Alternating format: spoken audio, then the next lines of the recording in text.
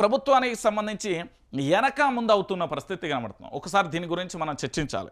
ఎందుకంటే ఇది తెలంగాణ రాష్ట్ర రాజకీయాలలో ఇప్పటి వరకు కూడా మనందరం కూడా ఆలోచింపదగ్గ విషయం ఏంటి, 3 నెలలు 35,000 కోట్లు స్కీములు, కీలక ప్రాజెక్టులకు సర్కారు నిధుల వేట, రైతు భరోసా, ఇంద్రమైన్లు, రాజీవ్ యువక వికాసానికి సర్దుబాటు, రీజనల్ రింగ్ రోడ్, మెట్రో విస్తరణ, రేడియల్ రోడ్లకు కోత, ఇప్పటికే వివిధ ఆర్థిక సంస్థలతో సంప్రదింపులు, ఇతర ఆదాయ మార్గాలపైన దృష్టి అంటూ కూడా చెప్తున్న పరిస్థితి కనబడుతుంది.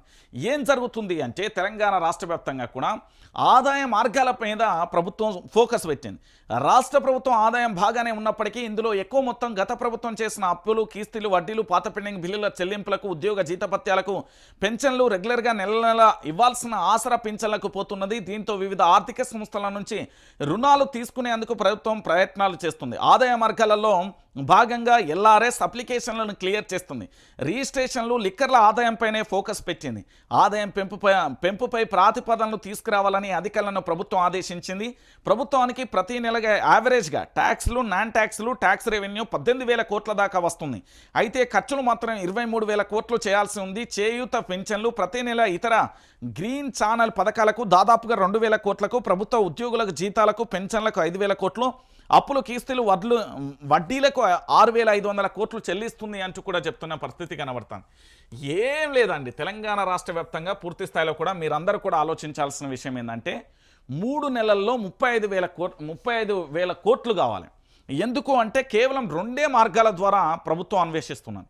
ఒకటి, లిక్కర్కు సంబంధించి భారీగా కూడా లిక్కర్ను పెంచే అవకాశాలు, కానీ రెండోది ఏంటి అంటే ట్యాక్స్, నాన్ ట్యాక్స్కి సంబంధించి ఆదాయాన్ని పెంచే మార్గాలను చూస్తుంది.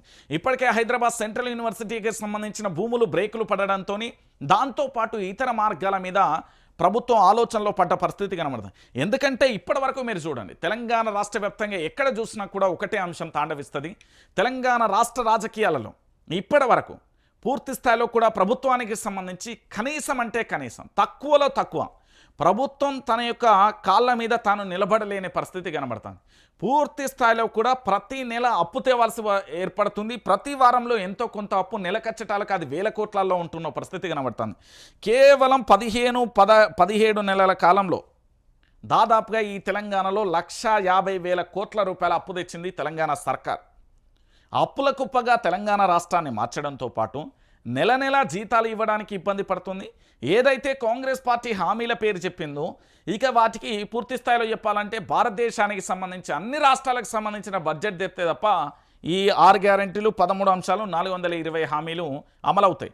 నాకు తెలిసి భవిష్యత్తులో ఉంటే కూడా ఆ ఆర్టీసీ ఫ్రీ బస్ ఏదైతే ఉందో అది ఉండకపోవచ్చు. ఎందుకంటే ఆర్థిక మాధ్యం తాండవిస్తూ ఉంటే ప్రభుత్వం పూర్తి స్థాయిలో అసమర్థమైన నిర్ణయాల వల్ల ఈ పూర్తి స్థాయిలో వెనకబాటు పడుతున్న తరుణం కూడా మనం చూస్తాం.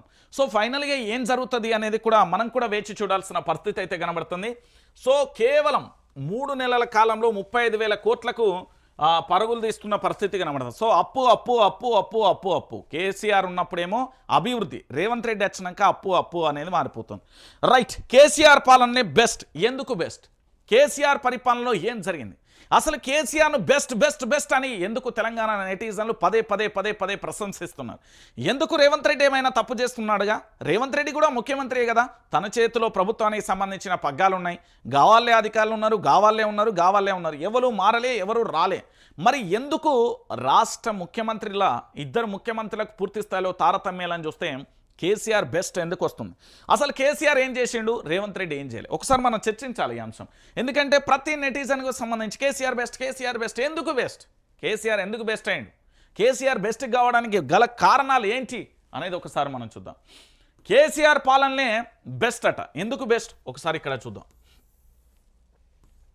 ఉమ్మడి పాలనలో దగాపడిన తెలంగాణ 10 ఏళ్ల కేసీఆర్ హయాంలో ధనిక రాష్ట్రంగా విరజిల్లింది. ఆర్థిక, సామాజిక, సంక్షేమ రంగాలలో కొత్త శిఖరాలను అధిరోహించింది. అయితే ఏదో శాపం తగిలినట్టుగా కేవలం 16 నెలల్లో మారిన ప్రభుత్వ తీరుతో సంక్షేమంతో పాటుగా రాష్ట్ర ఆర్థిక